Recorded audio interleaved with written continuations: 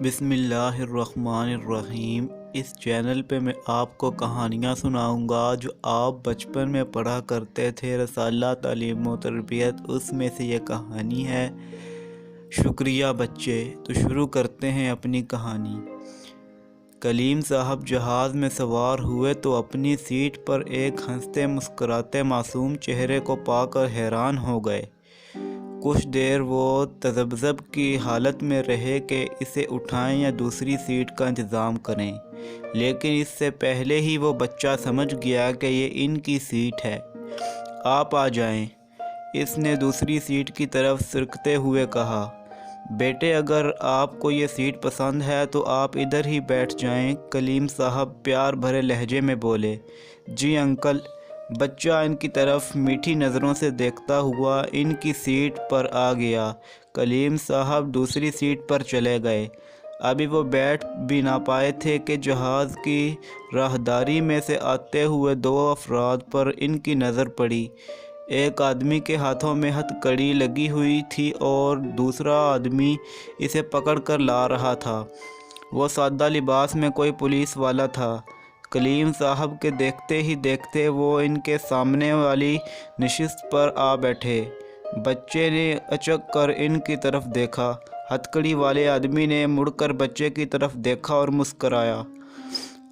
اب مجرم بھی جہازوں میں سفر کرنے لگے، کلیم صاحب بڑبڑائے۔ انکل چیونگم کھائیں گے؟ بچے نے ببل گم کا پیکٹ ان کے سامنے کیا۔ ارے نہیں، اب یہ کھانے کی عمر نہیں ہے، کلیم صاحب بولے۔ انکل اس کا عمر سے کیا تعلق؟ زیادہ عمر کی وجہ سے کھانا بند تو نہیں ہو جاتا، بچے نے کہا۔ کلیم صاحب نے اس کے ہاتھ سے چوئنگم اٹھا لی۔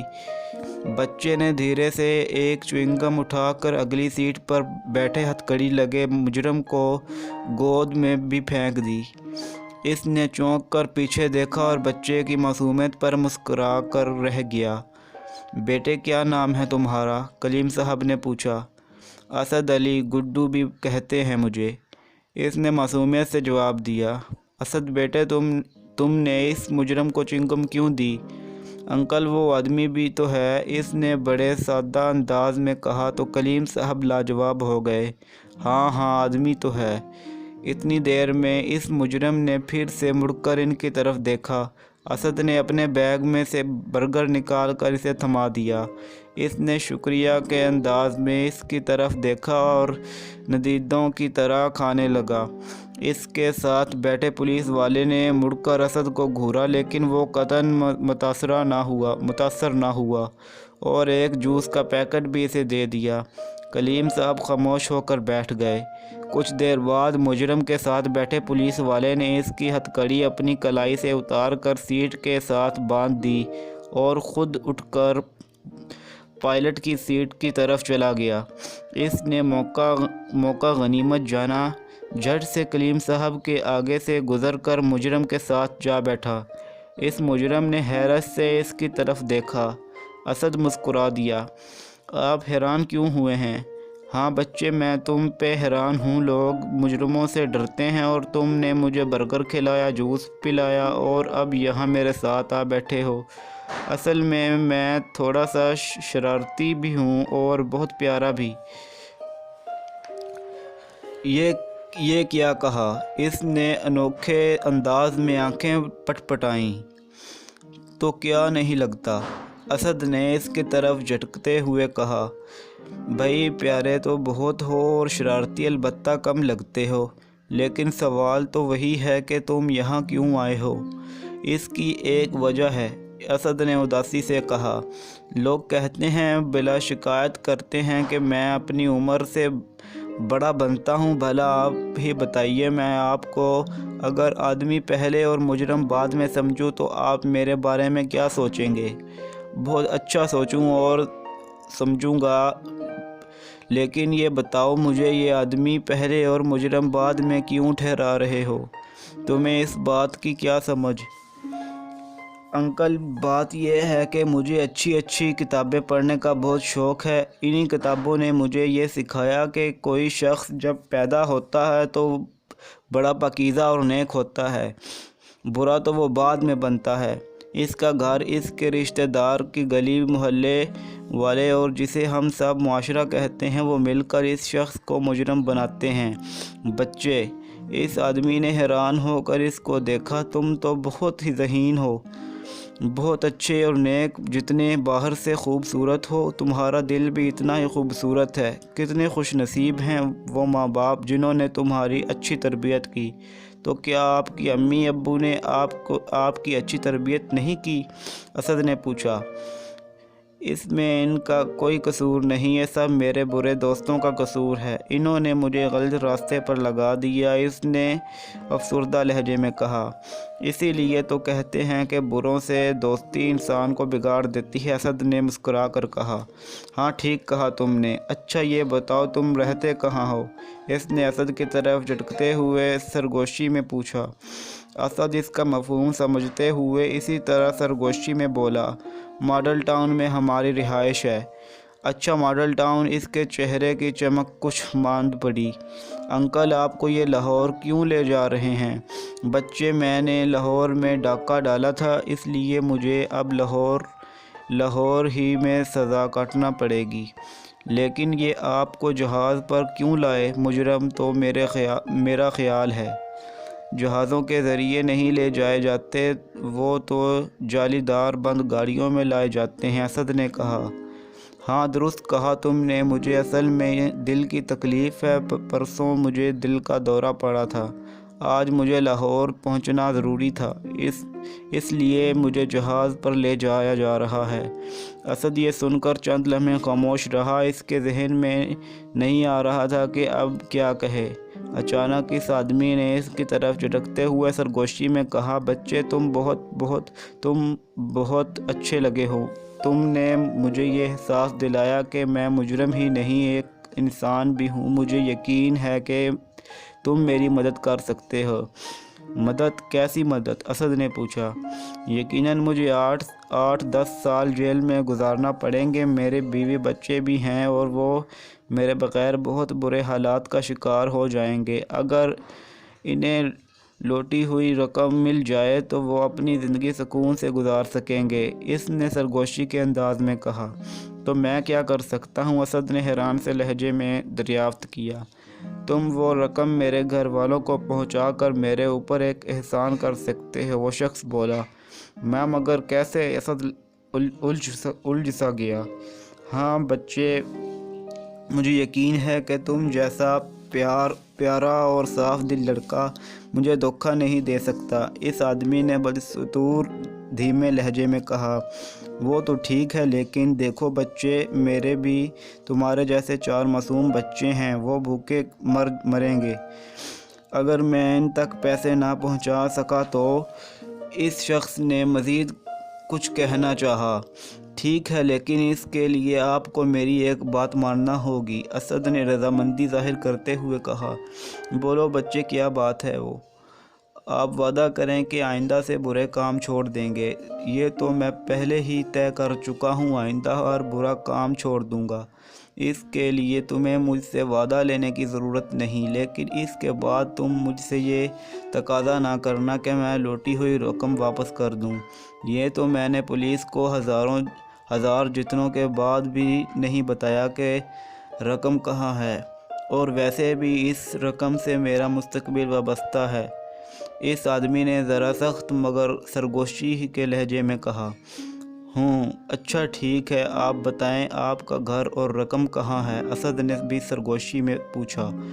फिर इस आदमी ने इसको अपने घर का मुकम्मल पता समझाया तो असद हैरान रह गया। इसका घर मुल्तान रोड की जिस आबादी में था वहाँ इसके चचा जान का घर था, और सबसे बढ़कर ये बात थी कि रकम वहीं एक करीबी मकान के लान में दफन थी, और ये मकान इसी मुजरिम की मलकियत था। इस असद ने सरगोशियों में सारी बात समझी और आखिर में इसका नाम पूछकर अपनी सीट पर चला गया। इसका नाम नज़ीर था। तकरीबन 15 मिनट के बाद पुलिस वाला अपनी सीट पर पहुंच चुका था। اس مجرم نذیر نے کہنے کو تو اسد کو کہہ دیا تھا، مگر اب وہ دل میں خوف زدہ تھا کہ ایسا نہ ہو کہ وہ دھوکہ دے جائے یا کسی بڑے کو بتا دے۔ یہ بھی ہو سکتا ہے کہ وہ پیسے نکالتے ہوئے پکڑا جائے۔ اس طرح کے کئی وسوسے اسے پریشان کر رہے تھے، لیکن اب تو کچھ نہیں ہو سکتا تھا۔ اس کے دن رات اسی خوف کے ساتھ سفر کرتے رہے۔ وقت کا پہیہ گردش کرتا رہا اور اس کی سزا کے 6.5 سال بیت گئے۔ اس کے اچھے چال چلن اور شریفانہ رویے کی وجہ سے باقی سزا معاف کر کے اسے رہا کر دیا گیا۔ وہ جیل سے باہر نکلا تو کسی کو بھی اس کی رہائی کے بارے میں علم نہ تھا۔ اپنے بیوی بچوں کو تو اس نے خبر ہی نہ دی تھی کہ وہ کہاں اور کس حال میں ہیں، لیکن اسے امید تھی کہ اس کی بیوی بچے اچھے حال میں ہوں گے، کیونکہ اسد نے ہر صورت میں اپنا وعدہ نبھایا ہوگا۔ دودھ ویگنے بدل کر وہ اپنے گھر پہنچا۔ ان کے علاقے میں کوئی خاص تبدیلی نہ ہوئی تھی، مگر اسے یقین تھا کہ ان کے گھر میں ضرور تبدیلی آئی ہوگی۔ لیکن اس وقت وہ شدید حیرت اور صدمے کا شکار ہو گیا جب اس نے اپنے گھر کو اسی پرانی کھنڈر نما حالت میں دیکھا۔ وہ کتنی ہی دیر گمگو کی کیفیت میں رہا، پھر آخرکار گھر میں داخل ہو گیا۔ اس کے بیوی بچے اسے یوں اچانک اپنے درمیان پا کر حیران ہوئے اور پھر ان کے آنگن میں خوشیاں ہی خوشیاں بکھر گئیں۔ نذیر کو اپنے گھر میں کسی خاص تبدیلی کا احساس نہ ہوا تھا۔ اس کا مطلب یہی تھا کہ اسد نامی اس بچے نے اس کو دھوکہ دیا تھا۔ پھر بھی موقع پاتے ہی اس نے اپنی بیوی سے رقم کے بارے میں پوچھا۔ اس نے کہا، آپ نے جو 5 لاکھ بھیجے تھے وہ تو میں نے بینک میں جمع کروا دیے تھے۔ ہر مہینے ان میں سے ملنے والا منافع اتنا تو ہوتا ہے کہ ہم اچھے طریقے سے گزر بسر کر رہے ہیں۔ 5 لاکھ؟ نذیر نے حیران ہو کر پوچھا۔ شاید اسے 50 لاکھ سننے کی توقع تھی۔ ہاں، آپ نے بڑا اچھا کیا جو اتنی رقم ہمارے لیے بھیج دی تھی۔ لیکن نذیر اس کی بات سننے سے پہلے ہی گھر سے باہر جا چکا تھا۔ اس کا رخ اسد کے گھر کی طرف تھا۔ یہ بھی شکر تھا کہ اس نے اسد سے اس کے گھر کا پتہ سمجھ لیا تھا۔ ماڈل ٹاؤن پہنچ کر اس نے مطلوبہ کوٹھی کی گھنٹی بجائی۔ ایک ملازم گیٹ پر آیا۔ اس نے اسد کے متعلق پوچھا۔ ملازم نے اسے ڈرائنگ روم میں بٹھا دیا۔ کچھ دیر بعد ایک لڑکا اندر داخل ہوا۔ یقیناً یہ اسد تھا۔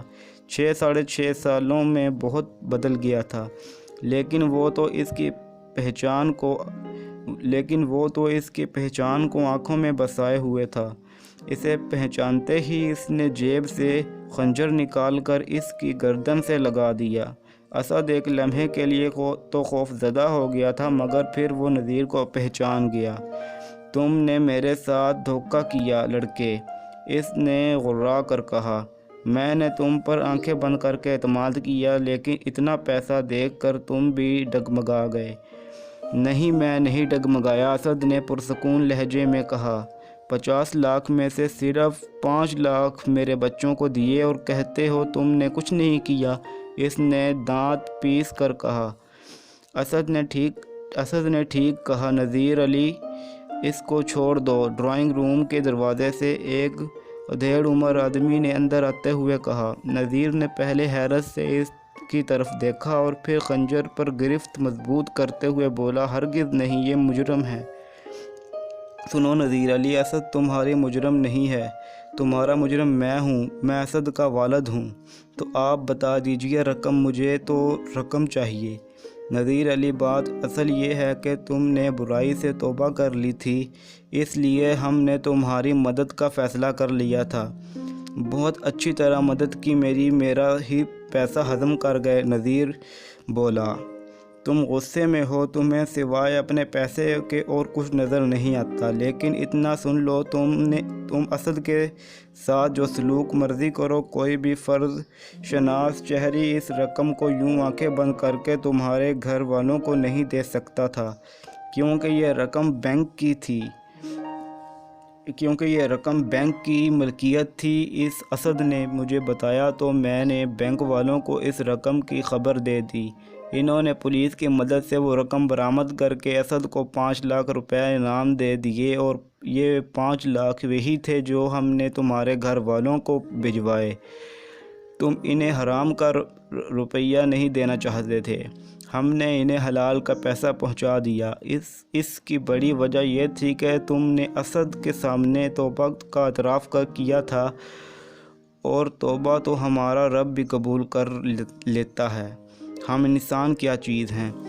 अब फ़ैसला तुम्हारे हाथ में है कि गलत हमने किया या तुमने गलत किया।